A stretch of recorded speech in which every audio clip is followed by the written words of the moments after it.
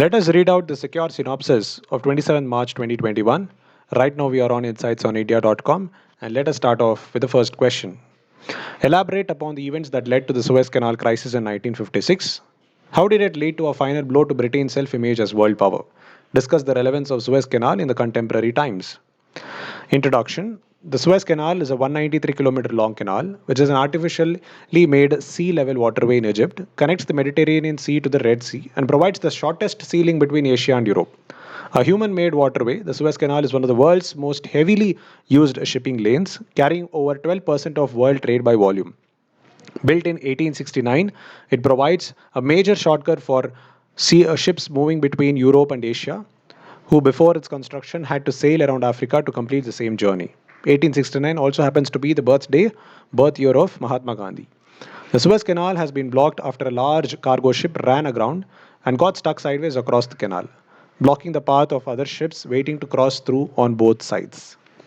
The body of this goes like this. When we talk about in numbers, the Suez Canal is located in Egypt, is one of the world's most important waterways. We just read about all this, and the name of the ship is Ever Given. Suez Crisis of 1956. So it's an international crisis in the Middle East. In 1954, facing pressure from Egyptian nationalists, the two countries signed a 7-year treaty that led to the withdrawal of British troops. In 1956, Egyptian President Abdel Nasser nationalized the Suez Canal to pay for the construction of a dam on the Nile. This led to the Suez Crisis with UK, France, and Israel mounting an attack on Egypt. The conflict ended in 1957 after the United Nations got involved and was followed by the first instance of the UN peacekeeping forces being deployed anywhere in the world. In 1967, Nasser ordered the peacekeeping forces out of Sinai, leading to a new conflict between the two countries. Israelis occupied Sinai, and in response, Egypt closed the canal to all shipping. The closure lasted until 1975 when the two countries signed a disengagement accord. The canal was the focal point of the Arab-Israeli War of 1973, with the Arab coalition led by Egypt and Syria. Now, what is the relevance of Suez Canal in the contemporary times? It offers the shortest route between Atlantic Ocean and lands around the Indian and Western Pacific Oceans. The canal is one of the busiest waterways in the world, negating the need to navigate around the Cape of Good Hope in Africa, and thus cutting distances by up to 7,000 kilometers. The canal continues to be the lifeline for all trade between the West and the East, as 12% of the global trade passes through it every year. As per Suez Canal Authority data in 2020, nearly 19,000 ships on average, 51.5 ships per day, with a net tonnage of 1.17 billion tons pass through the canal. The canal is a major source of income for Egypt's economy, with the African country earning about $5 billion in revenues from it last year. In 2015, Egypt announced plans to further expand the Suez Canal, aiming to reduce waiting times and double the number of ships that can be used in the canal daily by 2023. The impact of accidental blockage of Suez Canal. It stressed on the global supply chain. It increased the oil prices. And also, there is a huge amount of importance for India too. This route is used for Indian exports and imports worth $200 billion to and from North America, South America, and Europe. It includes petroleum goods, organic chemicals, iron and steel, automobile, machinery, textiles, and carpets, handicrafts, including furniture, leather goods. India-US relations are also weighed on this. For India, though the main hit could be seen on the import and export of ethane with the US and imports of crude from Latin America, the uptake of which was recently increased, the longer the closure, the more disruptive the impact is likely to be. Global dependence on this narrow waterway. The incident also raises questions about finding solutions to prevent future accidents and reducing the global dependence on this narrow waterway. The conclusion goes like this. The center has chalked out a 4-point plan to deal with the situation arising from the blockage of the Suez Canal, including advising ships to reroute via Cape of Good Hope. Let's go on to the next question. With accelerated urbanization, India's cities face the immense pressure of providing low-income communities with access to proper hygiene and sanitation facilities. In this context, analyze the challenges related to provision of sanitation facilities in urban areas. Urban India was declared open defecation free on 2nd October 2019. All states have been certified as ODF according to the statistics of the Urban Affairs Ministry. However, the reality is different compared to claims. Sanitation in urban areas is a different challenge from sanitation in rural areas. People in urban areas are more mobile, use public and community toilets more frequently, and many households in urban areas do not have adequate space for individual toilets. The need for sanitation system. Everyone must have sustainable sanitation alongside clean water and hand washing facilities to help protect and maintain our health security and stop the spread of deadly infectious diseases such as COVID 19, cholera, and typhoid. During the global pandemic, individuals living in urban slums have been disproportionately affected by the lack of clean water and sanitation, which creates for them an additional burden of contracting the virus among other communicable and non communicable diseases. Toilets can help us fight climate change too. Wastewater and sludge from toilets contain valuable water, nutrients, and energy. Sustainable sanitation systems make productive use of waste to safely boost agriculture and reduce and capture emissions for green energy. Open defecation and women's security issues, privacy for women. Girls drop out in rural areas due to lack of toilets, suffering health issues during menstruation. Down to Earth, a magazine reported 210 million people lack access to improved basic sanitation in India. India confronted a grim situation. Access to the household toilets was limited to under 40% of the overall population. Now, there are sanitation woes that continue in urban India. First one is non usage of toilets. One independent survey shows toilets are not used by up to half the population in some places, underscoring the challenge ahead. Poor quality of toilets. The challenges for the campaign will be to build toilets which are women and physically disabled friendly and have continuous piped water supply. Many of these toilets do not have proper water supply, lighting, ventilation, and liquid waste management system. Instead of chasing numbers, the focus should be on building quality toilets for people to use. The piped water supply. Water supply remains a critical area even under the Swachh Bharat mission. Piped water supply is one of the essentials of having a sound sanitation system, but laying of pipes for water supply is a huge challenge in urban India. It becomes even more challenging to draw plans and restructure existing water pipelines in urban areas due to involvement of various. There is often non cooperation at various levels, resulting in delays in implementation of plans. This leads to a big gap between the number of toilets constructed and toilets with piped water supply. What are the sanitation problems? Drainage is a more severe problem in urban areas as many drainage systems in urban India are old constructions which often lead to a fecal sludge directly to water bodies, resulting in environmental pollution. Absence of proper drainage means that fecal waste accumulates near the toilet area, resulting in health hazards. Many of the toilets built under the mission had drainage systems which carried sewage directly to rivers. Some of the other impediments in achieving ODF cities or villages include lack of clarity and motivation at local level, lack of funds for construction of toilets, lack of space for construction of individual toilets, issues linked with building permissions to toilets, construction and maintenance of community toilets, and lack of awareness and behavioral issues at household level. Measures to make urban India open defecation free. The first one is ODF sustenance in urban areas can be achieved after a number of ancillary factors related to sanitation are taken into consideration. A regular monitoring of open spaces to discourage open defecation. A strict and uncompromising clause of an ODF area is that at any point of time, no person should be seen defecating in the open. Open spaces near railway tracks and slums should be developed to create gardens, playgrounds, or any recreational space. Conversion of open spaces into gardens or playgrounds also inculcates a sense of cleanliness among people habituated to defecting in the open and compels them to use toilets. The third one is encouraging construction of own toilets. Space in urban households is a major hindrance in construction of individual toilets. In case of severe constraint, group toilets can be constructed where 2 to 3 households knowing each other well come together to build and use a toilet and contribute towards the city's ODF sustenance. Geotagging of toilets available in nearby areas accessible from smartphones is a trend that is helping people discover toilets nearest to them. In many cities like Delhi, Bengaluru, and Mumbai, toilets in petrol pumps, malls, and restaurants have been allowed to be used by public for nominal charges, ensuring that people who do not have access to a household or public toilet yet can use alternatives available to them. The fourth one is ensuring uniform sewage disposal mechanism across an ODF urban area. Disposal of septage should be directly linked to a sewage treatment plant so as to ensure that the waste from the toilets goes straight for treatment. The Urban Cities Mission looks to connect the drainage systems of public and household toilets to sewage treatment plants and smoothen the flow of septage. Strengthening compliant redressal systems. In an ODF city, instances of open defecation should be dealt with strictly. Hence, a separate system of taking in and dealing with complaints related to open defecation, unclean open spaces, and ill maintained community and public toilets will help in sustenance of a city's ODF status. Civic bodies in charge of building and maintaining toilets should also be responsible towards ensuring that breaching the ODF rule must be penalized accordingly. Promoting ODF status of a city among residents is the last point. The Swachh Bharat Abhiyan has been repeatedly called out as a people's movement.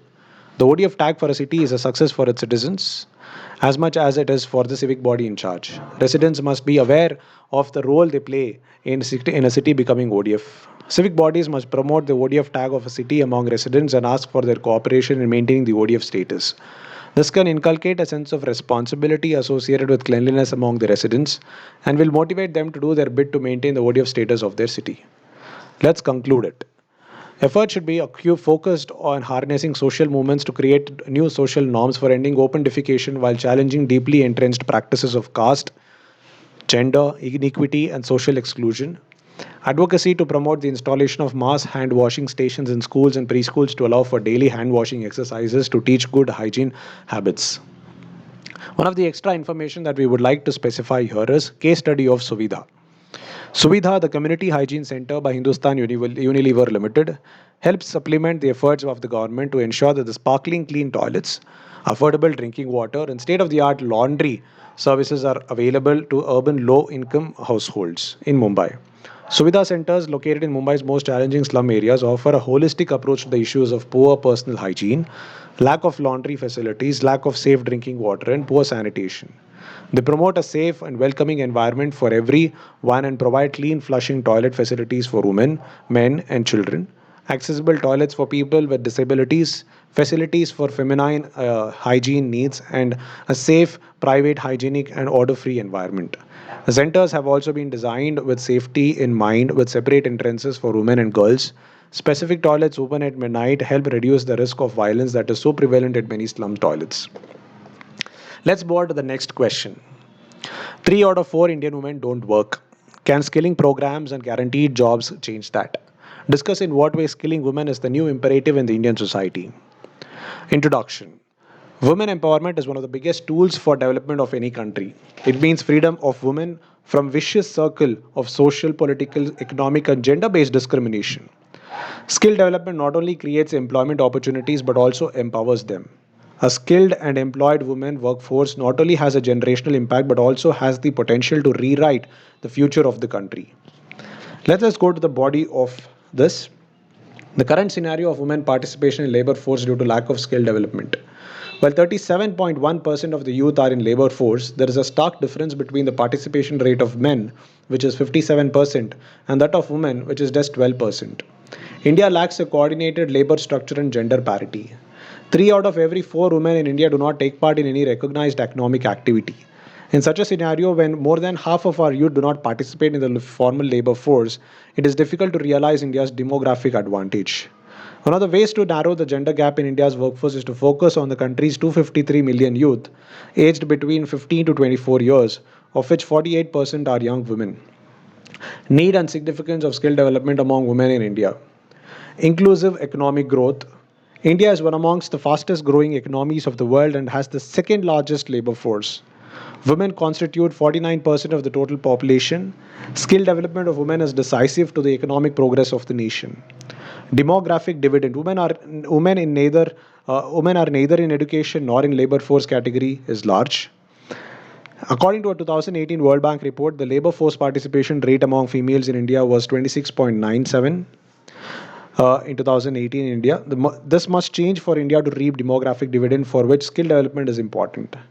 Automation is an area that we need to look at. With the advent of technology, digitization, and automation, even those women who are employed in low skills and low paying jobs are likely to lose their place in the workforce. Thus, there is a need to inculcate appropriate skills among women to make them ready to adapt to industrial changes. Gender equality.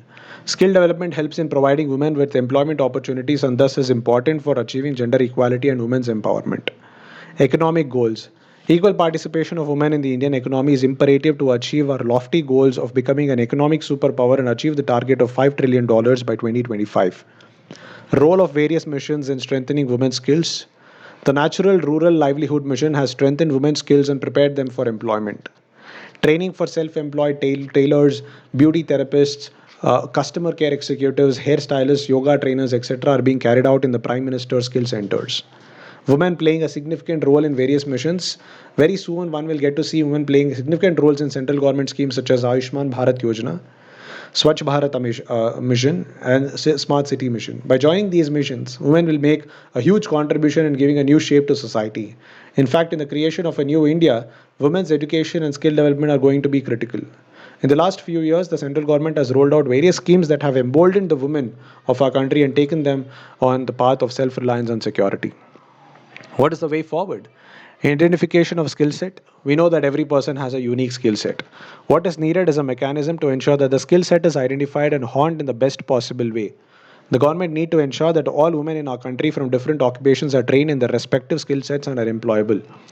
Government need to put to their best their use of skill set to become self-employed entrepreneurs and progress. Making progress in non-traditional skills, it is a matter of joy and pride that while women in India are studying electronics, fashion design, technology, and business management, there are also those who hone their new age skills in artificial intelligence, data analytics, 3D printing. Along with traditional skills like beauty, wellness, and healthcare, women are also progressing quickly in non traditional skills such as electronics and hardware. What is a training policy? There is a need to further develop training policy from a gender perspective with an understanding of local customs and traditions. Accessibility, further expand training institutes mainly in the remote regions of the country and to build basic gender specific infrastructure, making ITS more accessible, particularly for women. Private sector role, make the private sector also responsible for skill development in the country by encouraging their contribution in curriculum development, provision of training and internships, and in assessment and the certification of training programs. Removing societal biases, it is important to identify and making efforts to change basic and nuanced socio-cultural values with a view to eliminate existing biases that women in the country face even seeking employment. Employment opportunities, provide employment opportunities to trainees after the completion of training to assure sustainable livelihood options. Let us conclude this answer. The efforts of our government have created a milo of trust in the women of our country. They are confident that the country's government machinery is standing by them by creating an atmosphere of respect and development for women. Connecting aspirations with skills and empowering women can help them achieve their full potential, thereby also bringing equitable growth in society. In the past few years, our government has made massive advancements in providing education and honing skill sets. We must pledge to make sure that these efforts reach each and every Indian woman. Let us move on to the next question as part of General Studies 2. What is NISAR, the Joint Earth Observing Mission of NASA and ISRO? Explain its significance from the point of India US relations with respect to developments in space. NISAR is a joint Earth observing mission between NASA and Indian Space Research Organization. NASA and ISRO are providing two radars that are optimized each in their own way to allow the mission to observe a wider range of changes than either one alone. NISAR will detect movements of the planet's surface as small as zero point 0.4 inches over areas about half the size of a tennis court. Let us understand about NISAR. It's an SUV-sized satellite that is being jointly developed by the space agencies of US and India. The partnership agreement was signed between NASA and ISRO in September 2014, according to which NASA will provide one of the radars for the satellite, a high-rate communication subsystem for science data, GPS receivers, and a payload data subsystem. ISRO, on the other hand, will provide the spacecraft bus, the second type of radar called the S-band radar, the launch vehicle, and associated launch services. The satellite will be launched in 2022 from the Satish Dhawan Space Center in Sriharikota, India, into a near polar orbit and will scan the globe every 12 days over the course of its 3-year mission of imaging the Earth's land, ice sheets, and sea ice to give an unprecedented view of the planet. The goal of NISAR is to make global measurements of the causes and consequences of land surface changes using advanced radar imaging. This mission concept and the resulting partnerships are in response to the National Academy of Sciences 2007 Survey of Earth Observational Priorities for the next decade, known as the Decadal Survey. One of the top priorities identified in this survey was to gain data and insight in three Earth science domains: ecosystems, deformation of Earth's crust, and cryospheric sciences. Applications of NISAR. A dedicated US and Indian INSAR mission in partnership with ISRO, optimized for studying hazards and global environmental change. Earth's surface is constantly changing as a result of both natural and human processes, and humanity's exposure to natural hazards is increasing. NISAR will measure these changes from small movements of the crust up to volcanic eruptions. The NASA ISRO SAR mission will measure Earth's changing ecosystems, dynamic surfaces, and ice masses, providing information about biomass, natural hazards, sea level rise, and groundwater, and will support a host of other applications. NISAR will observe Earth's land and ice covered surfaces globally with 12-day regularity on ascending and descending passes, sampling Earth on average every 6 days for a baseline 3-year mission. NISAR's data can help people worldwide better manage natural resources and hazards, and as well as providing information for scientists to better understand the effects and pace of climate change. It will also add to our understanding of our planet's hard outer layer called its crust.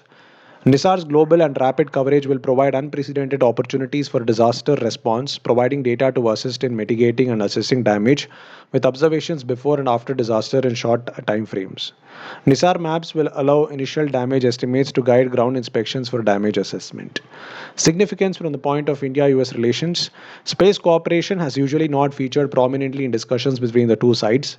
The joint statement of the third India US 2 plus 2 strategic dialogue, which happened in October 2020, noted the agreement among the four ministers to start cooperation on a specific agenda within the broad space domain, which is space situational awareness. The importance of SSA cannot be overemphasized given its utility in ensuring safe, secure, and sustainable use of outer space. There are good reasons for India and the United States to develop a collaborative mechanism to start sharing SSA data. Both are major space-faring nations with significant investments in space. Their societies and militaries are dependent on space for a number of critical functions. Therefore, any disruptions of their space assets would result not only in social and economic disruption but interference in the effectiveness of their militaries as well. Beyond space launches, India and US have started cooperating in the area of satellite navigation. The stellar partnership between the two nations will be a very useful tool to address the matters pertaining to disaster preparedness, while it will also cater to the need for management of natural resources across the world. The US and India also have a deep cooperative relationship in weather systems and applications which rely heavily on space technologies. Conclusion: greater US India space cooperation across multiple segments of society could inspire the next phase of Indo American potential. It could vividly demonstrate how India and United States working together can be of service to the world. Space research and exploration drive innovation and technology development for the benefit of all people, from satellite navigation and smart cities to water purification technology and medical imaging. Space also inspires young minds and sparks passions, encouraging students to study science, technology, engineering, and math, skill sets that launch high tech careers and stimulate entrepreneurship. Space, as part of the global commons, is a precious frontier that will allow for the continued advancement of mankind. It is an area in which international cooperation is not only important, it has become a necessity. As ex President Obama said, what was once a global competition has long since become a global collaboration. Let's go on to the next question. The electoral bond scheme disrupts the basic principles of India's democracy by infringing upon the citizens' right to know. Let's evaluate. Electoral bonds will allow donors to pay political parties using banks as an intermediary. Although called a bond, the banking instrument resembling promissory notes will not carry any interest. The electoral bond, which will be a bearer instrument, will not carry the name of the payee and can be bought for any value in multiples of rupees 1000, 10,000, 1 lakh, 10 lakh, or rupees 1 crore. The rationale behind the electoral bonds are: electoral bonds have been introduced to promote transparency in funding and donation received by political parties. The scheme envisages building a transparent system of acquiring bonds with validated KYC and an audit trail. A limited window and a very short maturity period would make misuse improbable. The electoral bonds will prompt donors to take the banking route to donate with their identity captured by the issuing authority. This will ensure transparency and accountability and is a big step towards electoral reform. The previous system of cash donations from anonymous sources is wholly non-transparent. The donor, the donee, quantum of donations, and the nature of expenditures are all undisclosed. According to the government, system of bonds will encourage political donations of clean money from individuals, companies, HUF, religious groups, and charities. After purchasing the bonds, these entities can hand them to political parties of their choice, which must redeem them within the prescribed time.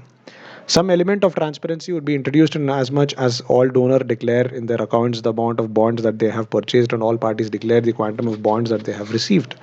The electoral bonds are aimed at rooting out the current system of largely anonymous cash donations made to political parties, which lead to the generation of black money in the economy. What are the findings on electoral bonds? In the process of vetting the centre's electoral bond schemes in December 2017, the Law Ministry repeatedly objected to the Finance Ministry's stipulation that political parties must have a 1% vote share in Lok Sabha or state assembly elections in order to be eligible for the scheme. Documents obtained through an RTI query said. The documents obtained through RTI show that Law Ministry recommended the imposition of a 6% vote share requirement or the removal of vote share requirement entirely. The Election Commission, that is the Chief Election Commissioner, also objected to the vote share requirement as discriminatory while political parties themselves were not consulted. Electoral bonds can distort democracy due to the move could be misused given the lack of disclosure requirements for individuals purchasing electoral bonds. Electoral bonds make electoral funding even more opaque. It will bring more and more black money into the political system. Electoral bonds would cause a serious impact on transparency in funding of political parties. With electoral bonds, there can be a legal challenge channel for companies to round trip their tax haven cash to a political party. If this could be arranged, then a businessman could lobby for a change in policy and legally funnel a part of the profits accruing from this policy change to the politician or party that brought it about it. The amendments would pump in black money for political funding through shell companies and allow unchecked foreign funding of political parties in India, which could lead to Indian politics being influenced by foreign companies. Companies no longer need to declare the names of the parties to which they have donated, so shareholders won't know where their money has gone. They have potential to load the dice heavily in favor of the ruling party as the donor bank and the receiver bank know the identity of the person, but both the banks report to the RBI, which in turn is subject to the central government's will to know. Alternative mechanism for electoral funding. According to former Chief Election Commissioner S.Y. Qureshi, an alternative worth exploring is a national electoral fund to which all donors can contribute. The funds would be allocated to political parties in proportion to the votes they get. Not only would this protect the identity of donors, it would also weed out black money from political funding. The total cost of MPLAT's funding for all MPs is nearly 4,000 crore every year, and scrapping the scheme even for 1 year in an MP's 5 year term will be enough to bankroll state funding for Lok Sabha candidates. This is a legalized way of allowing MPs and MLAs to shower money on their constituencies at the state expense. Direct funding of candidates who will be reimbursed according to their final share of the votes cast. The best way to bring about such transparency in political funding is to put a complete ban on cash donations by individuals or companies to political parties, making it mandatory for all parties to receive donations only by check or other modes of money transfer. There should be clear provisions for getting tax benefits for all those making such donations. Make it mandatory for political parties to submit details of all donations received with the Election Commission and also with the Income Tax Department. State funding of political parties can be considered. The Indrajit Gupta Committee on State Funding of Elections had endorsed partial state funding of recognized political parties. The mechanics of this process need to be carefully worked out to establish the allocation of money to national parties, state parties, and independent candidates, and to check candidates' own expenditure over and above that which is provided by the state. Voters have to be made aware through awareness campaigns about ill effects of money power during elections. Bringing political parties under the purview of RTI Act, the 255th Law Commission report on electoral reforms observed that opacity in political funding results in lobbying and capture of the government by big donors. Various commissions, including the Election Commission, have given detailed recommendation on suitable remedies. Public funding needs to be examined and introduced with proper checks and balances.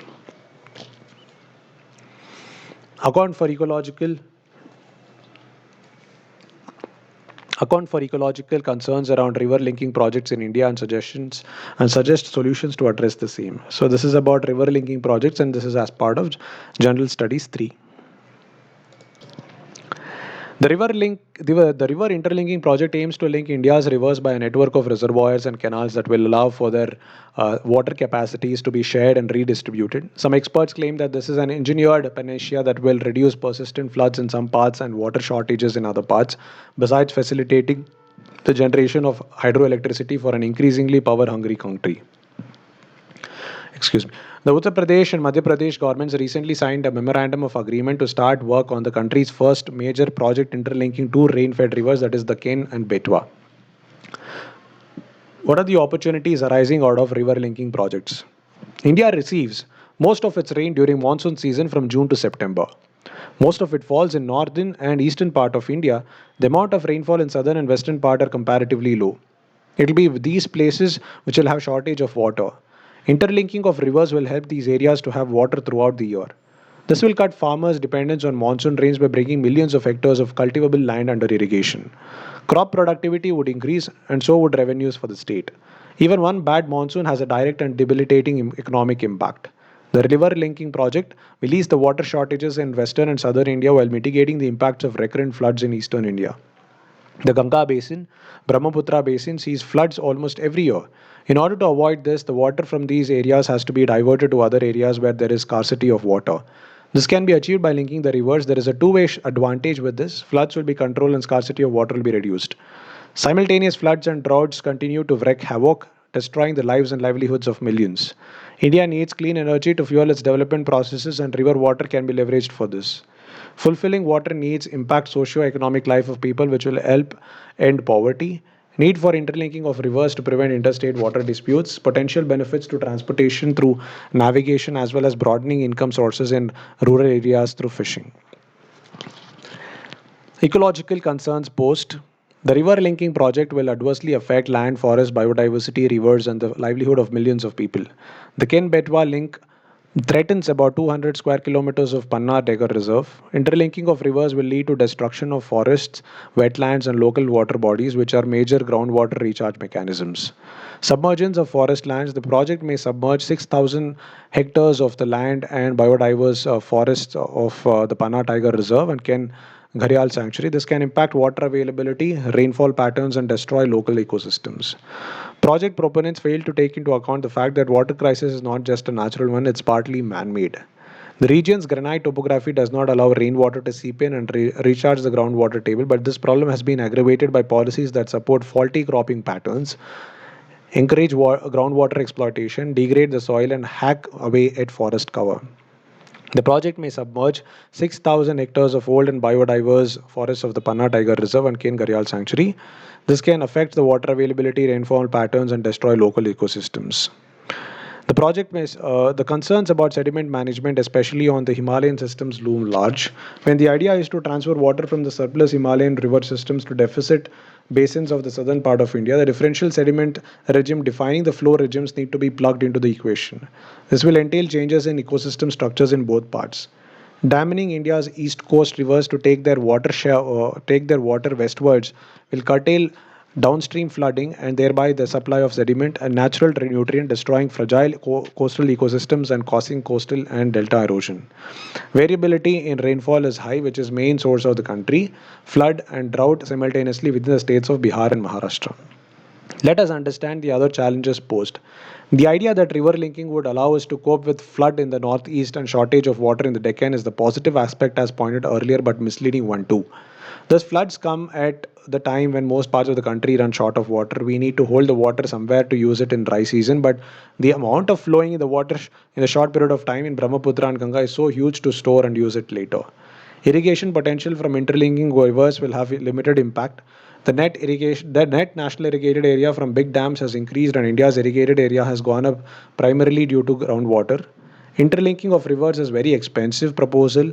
The amount required for these projects is so huge that government will have to take loans from the foreign sources, which would increase the burden on the government, and country will fall in a debt trap. Less than positive experience that other countries have, like diversion of Amu Darya and Sir Darya or the Australia's experiments on Murray Darling Basin. It causes massive displacement of people, huge burden on the government to deal with the issue of rehabilitation of displaced people. Due to interlinking of rivers, there will be decrease in the amount of fresh water entering seas, and this will cause a serious threat to the marine life. The Shah Committee pointed out that the linking of rivers will affect natural supply of nutrients for agricultural lands through curtailing flooding of downstream areas. Way forward, to look at water as a strategic resource for development. Environment is one issue where any one of us should be concerned about. Best practices done by China and neighboring countries needs to be looked upon. The biggest and cheapest, most benign, possibly fastest and most decentralized storage option for India is the groundwater. Invest in water conservation, more efficient irrigation and better farm practices. Recycling of water for internal usage as that of Israel. We need a mandatory enforceable river policy aimed at treating rivers as natural treasure. Accumulation of silt in huge quantities, particularly the Ganga and its tributaries. These rivers need to be desilted. River linking in the south and south, the other parts which was undertaken in the past has been going well. So such model needs to be taken forward. Planting trees on the river banks is one way of bringing life back to the rivers. Forest catchments will need to be restored. Wastewater from industries and towns will need to be treated, and sand mining need to be stopped. Need to build the responsibility, capability, and accountability in our water management institutions to revive or reverse the judicious use of canal water, growing crops that are appropriate to a region, encouraging drip irrigation, and reviving traditional systems such as tanks. Conclusion. Let us conclude this question. The river linking project is a great challenge and an opportunity to address the water issues arising out of climate change. The long-term solutions to water scarcity lies in making the IRL project work by building a network of dams and canals across the length and breadth of the country. However, interlinking has to take place after a detailed study so that does not cause any problem to the environment or aquatic life. What do you know about India's net zero emission target? Let us move on to the next question. The question is, what do you know about India's net zero emission target? Would it come at the cost of our economic growth? Critically examine. Let us introduce the answer. The net zero target refers to reaching net zero carbon emissions by a selected date under which any emission, carbon dioxide, or other greenhouse gases from any source is balanced by absorbing an equivalent amount of emission from the atmosphere. It differs from zero carbon, which requires no carbon to be emitted. Recently, 58 countries announced net zero emission targets. In the next 30 years, they aim to reduce their emissions of climate change causing carbon dioxide and other GHGs and remove what they do emit through planting trees or advanced technologies. Together, these countries account for more than half the world's current GHG emissions. India's net zero emission targets. India has been considering to achieve the net target of net zero emissions by 2050. This pledge will earn India diplomatic credit by assuming climate leadership. However, these diplomatic gains could come at a cost of domestic development objectives. Recently, the Energy and Resources Institute and Shell have released a report titled India Transforming to a Net Zero Emissions Energy System. It illustrates a pathway to steer the domestic energy system towards a net zero emissions by 2050 while achieving India's sustainable economic development ambitions. India's net zero emission targets are a far-fetched dream. India is the world's third biggest emitter of GHG. India's per capita CO2 emissions at 1.8 tons per person in 2015 are around a ninth of those in the USA and around a third of the global average at 4.8 tons per person. India must also meet the aspirations of 1.4 billion people for faster economic development. Meeting the nation's existing target of 450 gigawatts of renewables by 2030 is already a massive lift.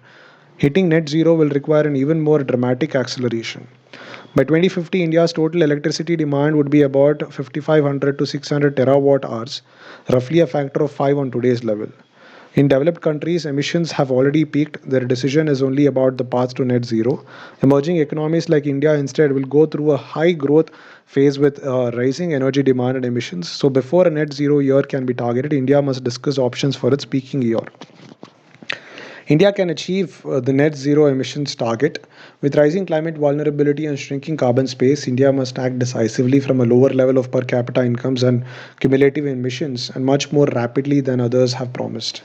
This is not impossible, but will need a different order of effort. India needs to do its homework to determine a peaking year.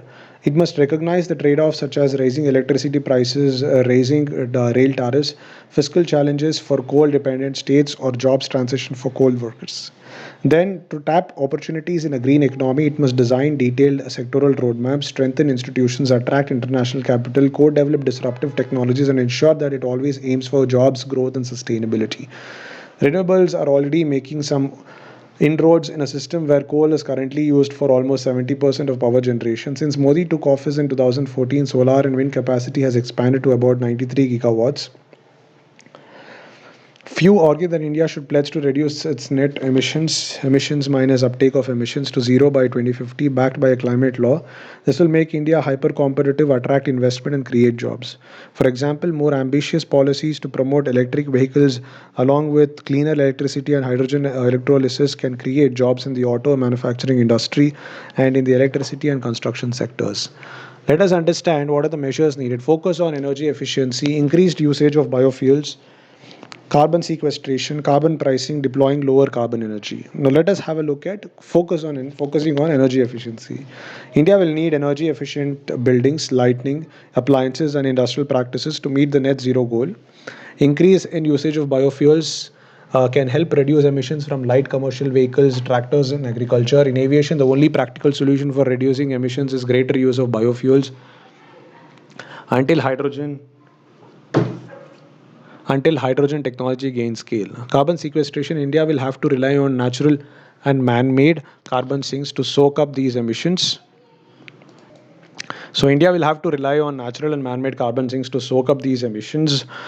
Trees can capture zero point 0.9 billion tons. The country will need carbon capture technologies to sequester the rest. Carbon pricing, India, which already taxes coal and petroleum fuels, should consider putting a tax on emissions to drive change.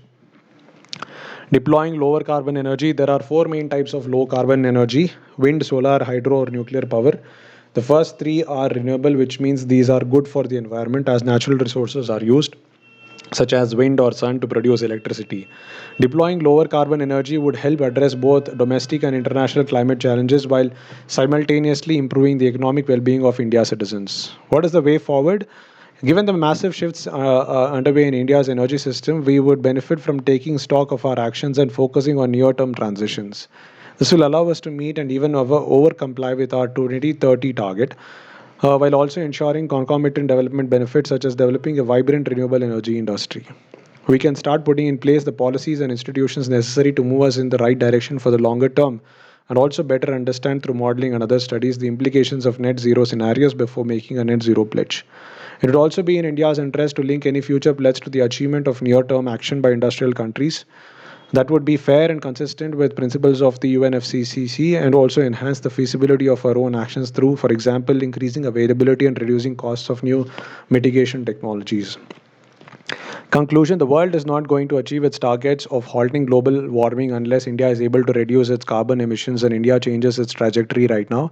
India is now rightly recognized for having come of age and becoming a major global power. But coming of age also brings with it the ability to take a stand and resist being buffered by the winds of shifting political agendas. While we, like others, have a responsibility to the international community, we also have a responsibility to our citizens to be deliberate and thoughtful about a decision as consequential as India's climate pledge. So thank you so much for being part of this video. I hope you like this initiative. And if you like this initiative, please press the like button and also subscribe to my channel for helping me bring more such videos. So see you tomorrow with another synopsis. Until then, have a good day.